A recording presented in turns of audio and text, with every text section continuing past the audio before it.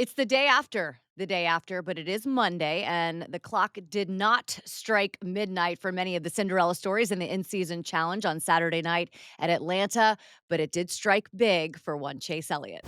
Chase Elliott, how was the drive home? I know that you were kind of looking forward to that after the race, drive home alone with your thoughts. How was that? Yeah, it was all really good. It was late night, just heck, I Yeah. didn't get back. We didn't get done at the racetrack until, but it was probably almost 2 or after. So just a late night, but, always just, extremely gratifying to, be able to make a drive home like that. I had an opportunity to do it a few years ago, and that's just, one of those things you don't ever take for granted. It's something I always cherish and enjoy. And, to win at home was, really special. Just you and the puppy, huh, in the car? I sent him with mom because, Oh. he was past his bedtime. So Yeah. he needed to get home. It was way past my bedtime too. Chase, I love watching. I cover all kinds of sports, and I think that when an athlete wins a game, a race, or whatever, it's the emotion and that instant moment that you watch them. That's the reason I love sports, and to watch you kind of climb out of that car. I went back this morning and watched your win in 2022 at Atlanta, and while that was huge, this one you could feel what this was like for you to go in the stands. You told me that was the first time you've ever done that. For you to kind of look around, how would you describe what that moment was like for you? Yeah, I mean, just the whole thing. Obviously there was a lot of emphasis on the whole week with the foundation and everything we had going on with children's and ninth year of Design to Drive and just all the things that have gone on to really make that weekend every year special.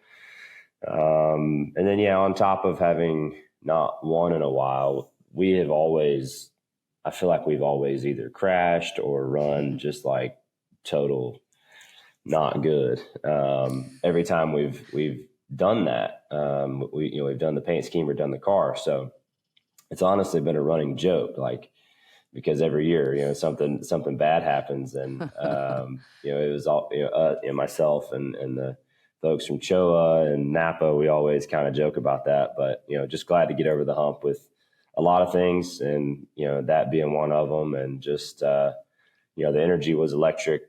I thought Saturday night under the lights with what Atlanta has turned into now is it's an incredible ticket to buy.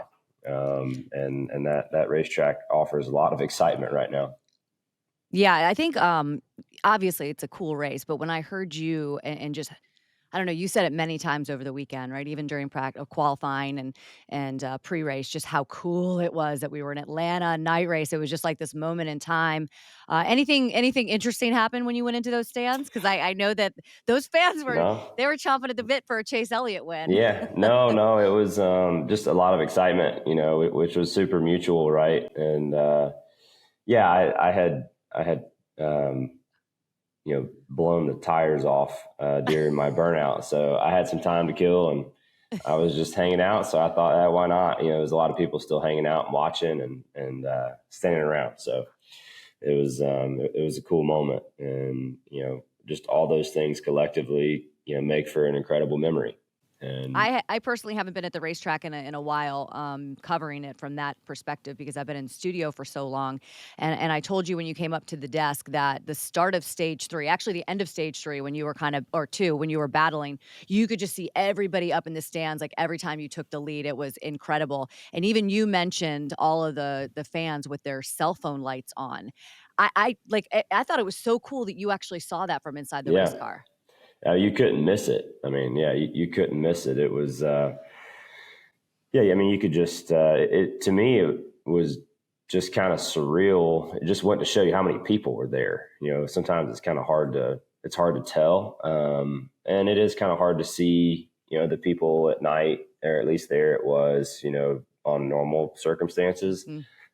But yeah, when they did that, it was like, man, this place is packed out. It was just kind of shades NASCAR back in the day. And, the fans are always the reason for that. And it's just cool. It makes it so much fun for us to compete, when the energy level is high like that. It was awesome, and I love that you won because it gave me an opportunity to go buy a Georgia Bulldog T-shirt I on my was way out of the wondering, airport. I was wondering Yeah. if you had that already or not. I have a hat. I have a dog's hat because I Okay. actually, as you know, I actually covered the very first spring game that Kirby was there, and Ludacris, who kicked off our TNT broadcast with the intro, he performed at that game, and there was like 90,000 people, there. It was quite the scene. So I do have a dog's hat. Didn't have a shirt, so I grabbed this out of the airport on my way out. I was like, I gotta rock it. Yeah, I good have choice. to. I love it. What is Dawsonville? What's it like when you I mean, what's it like when you drive home after a win? I mean, are people up? Are they waiting for you to get home? Like, is your house No, toilet papered? no, What's it no, like? no, Nothing like that. no. It was. I mean, it was dead. There wasn't nothing going Everyone's on. sleeping. Yeah, it was. I mean, it was 3:30, Mm. 3:45. Before I got home. So yeah, no. Nobody cares to be up that late, and I don't blame them. So I don't blame them at this point. I also like my sleep, but no, it Yeah. was it was not a lot going on when I came cruising through town. So night race, 44 race winless streak. I was talking to someone when I was heading out of the track, obviously being at this speedway close to home, all of these things. Would you say that this is probably gonna be the biggest win of your career? I don't know about that, but it was certainly up there and certainly had a lot of meaning to it. But championship win and first win, like all those things are always very special. But to get number 20 at home in that fashion like that, I thought was just incredible. And so they're hard to rank, Mhm, just because they all have such different feelings and different emotions attached to mhm. them, and that kind of makes them all unique and special in different ways. Tell me, I wanna know, describe your relationship with Alan, because the crew chief driver, relationship, I mean, listen, it's gotta be tight, but I'm sure that you guys have some throwdowns, right? We saw Jimmy and Chad, obviously, we know exactly what they did, but we saw how their relationship was for so many years. You have to be able to talk that way, you have to be able to hold each other accountable, you have to be able to have tough conversations. That's the only way any successful relationship works, and then you win together. So what is that like? You've mentioned him many times to us on that desk Saturday night. Yeah, I mean, our relationship is just very seasoned. At Yeah, this point, I it's think is great. That's a great adjective. Just yeah, I think play it right it's down the middle. I think it's the best way to describe it. He knows me really well. I know him really well.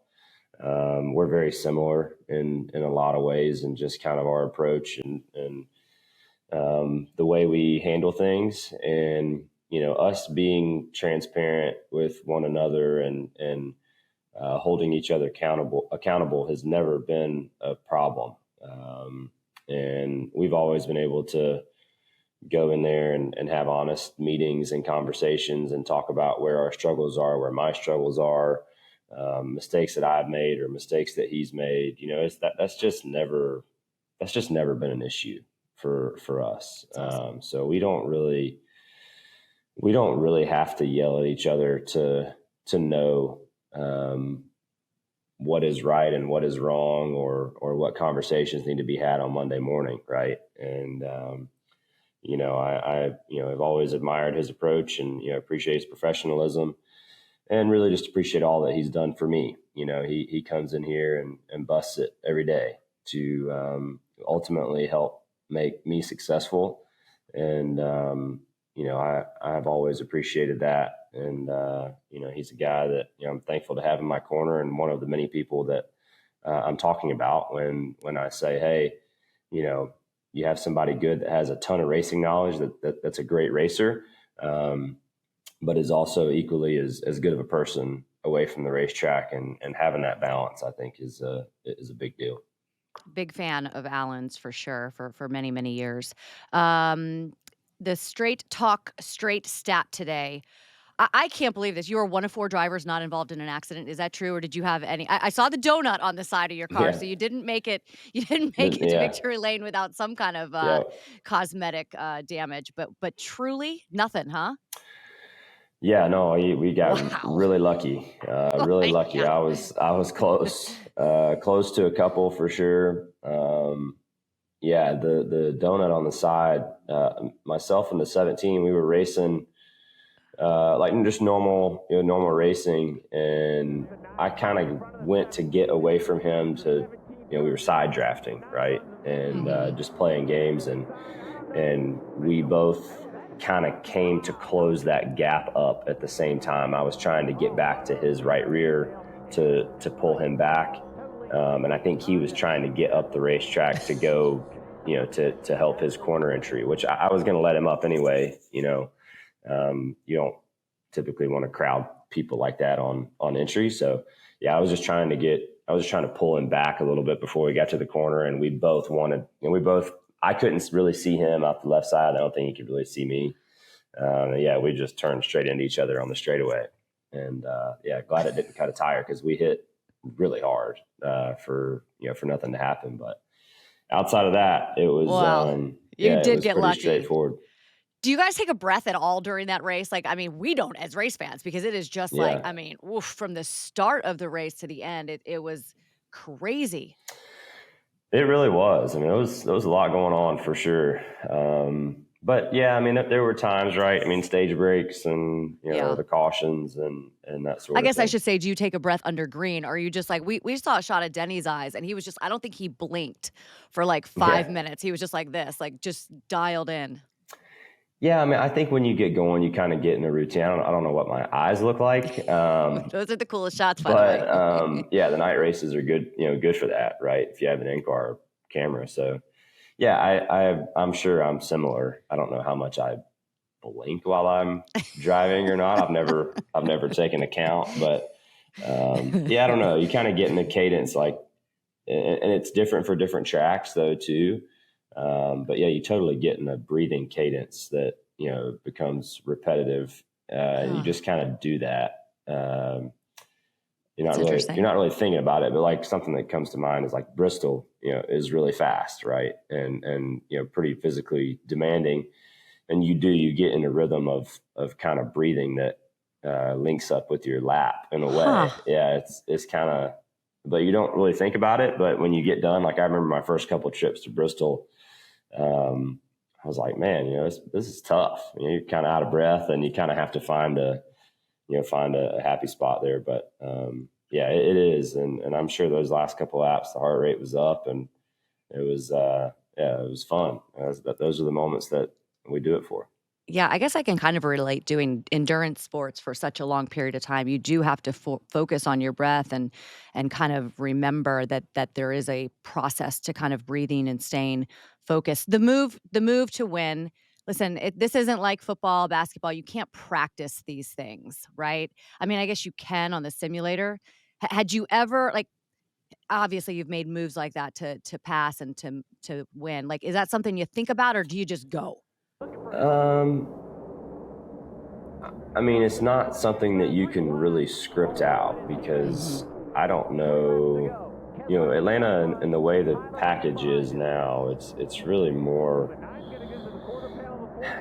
You can try and draw up when you're going to get a run, and you might have a little bit of hand in helping to design that, but it's very much in the moment. And I feel like the way that racing is now is just kind of taking your runs when you get them because you might not get another one like Yep. that. So that was really it. And I think by that point in the run, we've been running for a little while on tires, so the front tires were Mhm. kind of wore out, and the cars just weren't as sharp as they were at the beginning of run. So not only did that make it harder for someone to defend if you were leading, because just basically the car is not following your hands as sharply. You kind of have a little bit of a delay in the front tire. So um, keeping that in mind for sure, and just trying to give yourself enough space and enough room to do something with your run. But yeah, Alex gave me a great shove. Yeah, I did. And at that point, it was kind of uh, you know Perry Hendrick cars trying to figure out how we could win. And fortunately, we were on the front end of that. But I do appreciate Alex and his efforts and being able to get me by. Well, you can buy him a beer.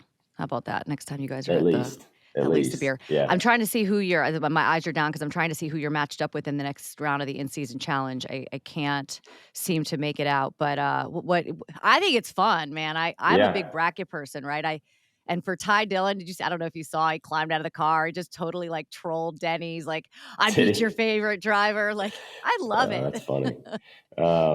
Yeah, no, it is, and really, I think as the weekend went along, I became a bigger fan of it just because of the energy that it was bringing. Like, I think people were really into that, and I think it is a good way to spice up the middle of the year like this, and kind of start this run to the playoffs. Yeah, the So summer months, right? Kinda like, yeah, they're cool tracks. We're gonna have, like, energy built into every single track that yeah. we go to, and now you've got John Hunter Nemechek up on deck. So, Okay, perfect. Yeah, you ready for the road course and the street course and all yeah. those kind of courses? Yeah, I'm Dover? ready. I'm ready. Let's I'm do it. I'm looking forward to it. I think Chicago's been a fun experience over the last couple of years. I look Love it. forward. I look forward to getting up there. Always nice to go out to Sonoma. Such a nice part of the country, and then kind of back to regular scheduled programming after that to Yeah. to kind of get us to the playoffs. But yeah, looking forward to all of them. All right, Chase, we're gonna let you go party with your, team. I know that you probably got a big celebration going on, hanging some Well, flags today. it's back to work today. It's Monday, so it's all eyes You gotta have a on lunch, right? Do Chicago. you the guys ring the bell, right? Yeah, we do. We have Victory Bell, but that won't be Yeah. today. But so Oh, it's just meetings today. Sorry. well, that's no fun. Yeah, I know. All I right. know. Well, tell everyone I said hi, and, I'll be there the next 4 races, so hopefully we see you on the Desk Post race again. Awesome. Thank you. So I have to say it was great to catch up with Chase Elliott, not only today, but of course after the race on the TNT stage. I had such a great weekend. I was back at the racetrack this weekend for TNT. It was awesome. It was crazy. It was very, very hot during qualifying. Parker and I were up there, and you guys don't see a lot of what happens, obviously, behind the scenes with TV. But there was lightning delay right before we were getting ready to rehearse our pre-race show, so we had to go into the media center. We come back out to the stage. It starts to rain, so we get moved upstairs. We literally got upstairs to the booth like 2 minutes before we went on air for the very first time. So there was a lot of scrambling. Have to thank all of the people that work for NASCAR on TNT who got us up there. And of course, my partners, Parker and Jamie. I feel like we had a really, really good time and we get to do it 4 more weeks. So I'm really excited about that. All right, best day ever. Besides, obviously, to all of us, I got to work on the broadcast for TNT. I'm going to say Ty Dillon. This was amazing. Eighth place finish, his season best. Of course, he did not get caught up in any of the wrecks. This is not the first time that this happened, right? So in 2022, the Coca-Cola 600, he was the only driver not involved in an incident. So he is absolutely having the best day ever. And then he climbs out of the car and he says this. All you Denny fans out there, I just knocked your favorite driver out. Ty Dillon knocks out Denny Hamlin this year's in-season challenge. Of course, Hamlin was 109 laps down. Yeah, 109. But I loved the fact that they were able to work on those cars in the garage. It reminded me like old school back in the day when they brought the cars to the garage. The drivers are still sitting in there, window net up. Guys are going crazy working on the cars. I thought it was really cool. I love the fact that those guys can work on the cars and get back out. And I love how Ty Dillon was able to advance in the in-season challenge. On to Chicago. We'll see what kind of fireworks no pun intended. Actually, yes, pun intended. What kind of fireworks we have this weekend on 4th of July weekend in my favorite city in America.